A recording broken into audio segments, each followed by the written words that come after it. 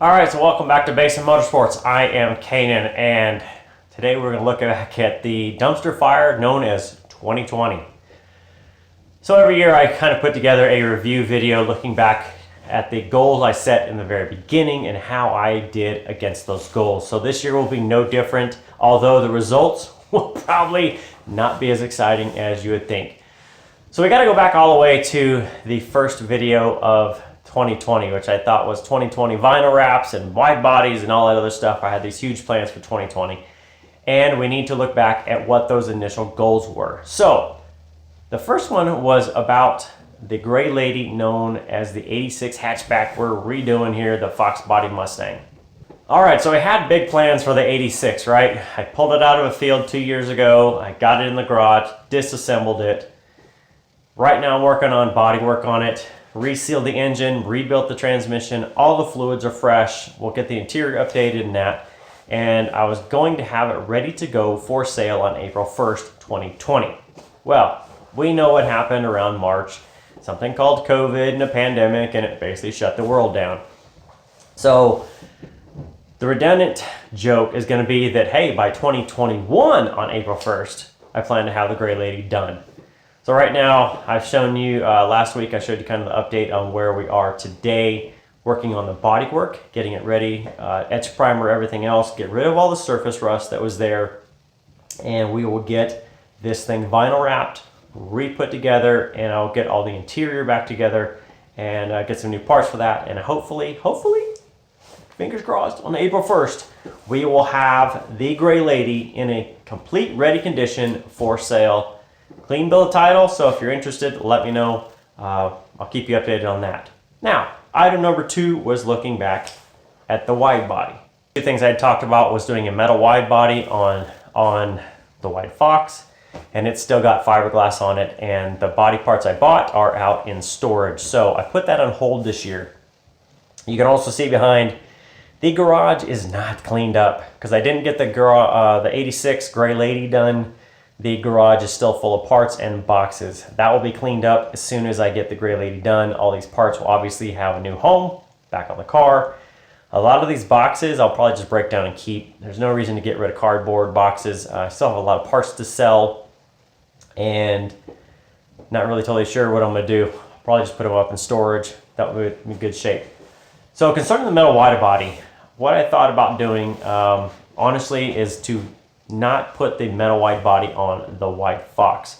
So the WideFox, you know, already has been done with the Meyer Racing fiberglass. The rear is already cut out for it, removing the outer sheet metal to be able to put on a wide body. Doing a metal one to graft to that, it would be a similar process. And really I thought I was gonna go forward with it this winter. With the gray lady kind of delayed out a year, that kind of pushed that back, and I thought, man, don't get yourself in a situation where you've got 2 projects at once, because my time is always limited, and having 2 projects means I go even slower on projects I'm working on now. So the metal wide body is actually put on hold because I haven't decided if I'm going to do it on the WideFox or I'm going to buy another V8 coupe, maybe in a hatchback. Maybe I'll do it on a hatch, but I may actually build another car from scratch with a metal wide body versus replacing the Meyer Racing kit. Now also on the wide body, one thing I had mentioned was getting the rear suspension cleaned up. So you remember I shook the car, right? You heard all those bushings that were kind of junky. So I did replace the lower control arms with some Extreme set from Basin Motorsports. Those are capable of holding 400 and 500 horsepower. So those are good to go. Everything is stable. I added a panhard bar in the back. And this car is absolutely fun to drive. It squats down and digs into the corners. As you're coming out, you don't feel it kind of shake around a little bit. It is very stable. It's awesome to drive when I got to drive it.